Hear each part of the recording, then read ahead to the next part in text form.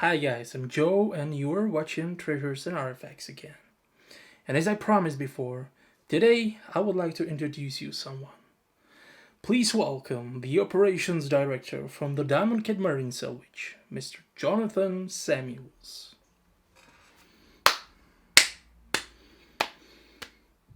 Yeah, we don't really have to clap our hands at all because Jonathan is a scammer.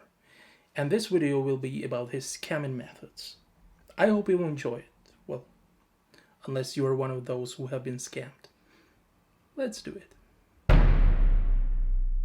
journey with Jonathan began maybe 3 years ago when my friend noticed me. There is a new seller on eBay who is offering stuff from shipwrecks all around the world. Well, there was one catch.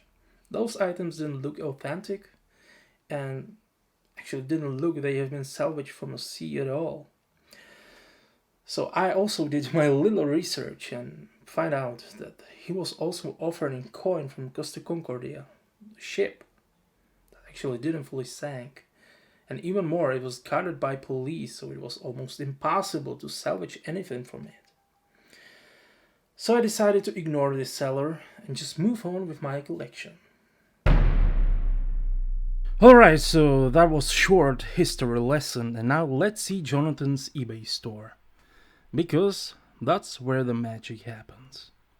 As you can see, he is now offering coin from RMS Carpathia, but if we take a look on the history of his sold items, you can find their items from RMS Titanic, Britannic, Hindenburg, or Mary Celeste, or even Port Royal, the famous pirate city. Wouldn't it be nice to have all those items in your collection? Well, let's see the first red flags. There are 3 things that you have to check before buying stuff on eBay. The first one is the seller's feedback. You can find their experiences of other customers, and in Jonathan's case, he had 100% positive feedback until May 2022, when I, along with other buyers, just put their negative feedback, and he thought that it was attacked by a criminal gang. The second one is the buyer's feedback. And this actually isn't much important for you, but in this case, in Jonathan's case, I do believe he is buying those fake coins on eBay. And since he has hidden his buyer's feedback, you cannot see what he actually bought on eBay. And the last one, he doesn't accept any returns. So if you find out your coin is just fake, you can return it. I know these 3 things actually do not prove he is a scammer, so let's now start the detective work to prove it. The best place to start our investigation is Google. Does it know anything about J. Samuels or DiamondCat Marine Salvage? Let's see for yourself. There are 0 results for DiamondCat Marine Salvage, and also 0 results for J. Samuels. And I've typed there J. Samuels for a reason, because he actually writes his name only in this form.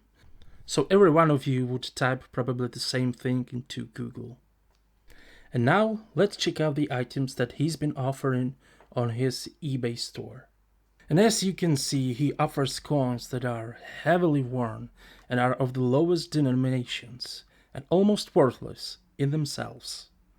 There is a logic to this, as Jonathan needs to make as much money as possible on these items, so he is essentially buying up numismatic garbage.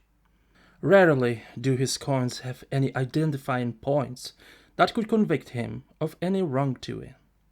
That's why he wants the customer to know as little as possible, so he doesn't have any information about the coin directly on the certificate, and only shows a photo of the coin from one side. I browsed a bit through his sales and stopped at the Mary Celeste coin. Although this ship has been found, there is concern that it may not be the real wreck of the Mary Celeste. So I took offered coin and tried to identify it. Let's now do the CIA thing and sharpen the image a little bit. As you can see, It's half penny from the 1700s. Beautiful. But what is 1700s proof coin doing on a shipwreck from 1885? That is 185 years, guys. Do you have in your wallet some coin from year 1837? Plus, let's not forget, this was an insurance scam, so it's unlikely they left any coins at all there. Unfortunately, it's not easy to tell the difference between a genuine coin from the sea and one pulled from the ground. So let's take a look at the certificate of authenticity that makes the coin so expensive. At first glance, they are unremarkable pieces of paper with a header on the first sheet and a photograph with signatures on the last one. The text itself is then copied from Wikipedia without any additions of its own. But who are the people Jonathan got all the items from? I have to say that I have not been able to find any information on a single diver or collector that signed these certificates of authenticity. It could be that they are constantly morphing, like Frisco. Who is supposed to be the source of the Titanic items? Who is one day an ROE operator and next day a mere collector? I have to say that I actually haven't seen that anybody would sign certificate of authenticity only by his initials. Never. These guys are not celebrities who have to satisfy hundreds of fans on the red carpet. This is a paper to authenticate those items. But if we look more closely, we find that Jonathan does indeed have a lot of people in his portfolio who like to sign their initials on certificates. Just take a look. Yeah. And the best bit at the end, signature in the form of simple C. And even one more. So notice the T and both signatures, the angle, the size. To me, they are identical letters written by the same person. Do you really think that these are actually signatures of 17 different people? All the preceding, of course, were my observations that sent warning signals. And to most of you, this might be enough. But I wanted to prove Jonathan's guilt by overwhelming evidence. Evidence best provided by him. So I wrote to ask him if he had any coins from HMS Erebus and Terror that had been recently found, hoping he would offer me some items from those ships. And guess what? Well, he actually wrote me he didn't have any. This booby trap didn't work, so I've decided to invest my money and to buy something from him. Maybe it will convict him. The item that I chose was very specific. The coin from RMS Republic. You know why? Because I knew owner of the wreck, Mr. Martin Bayerly. So I wrote Martin, and here's our little conversation. As you can see, it may be authentic, but certainly illegal. That's quite a good proof, right? And Martin also told me he doesn't know anything about DiamondCat Marine Salvage or Jonathan Samuels.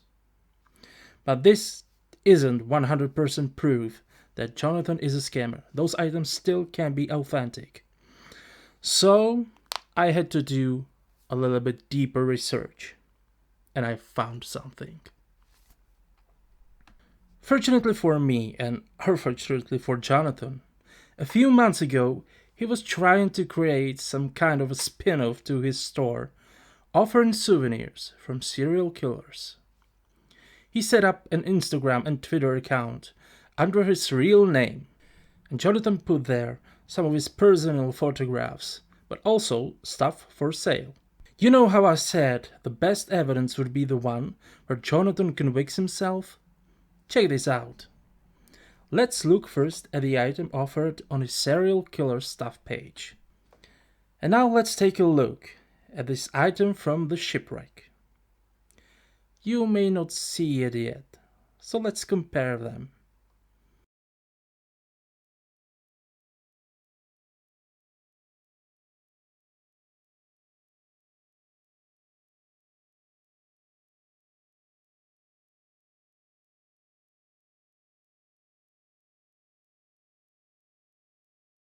These two objects are absolutely identical.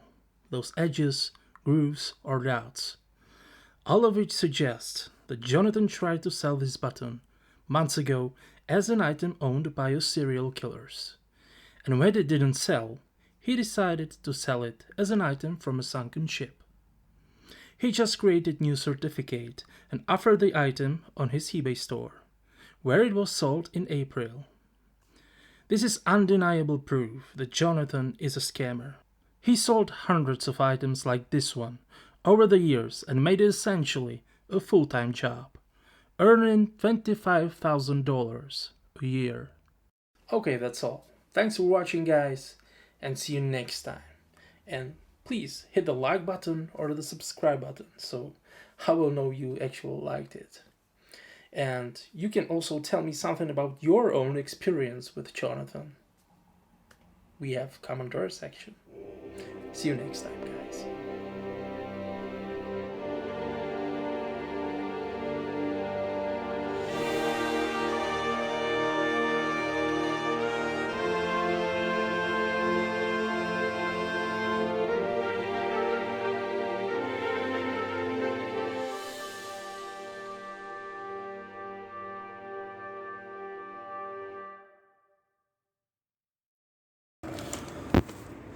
Look what I found, guys. A real rusticle from Lusitania. Nice.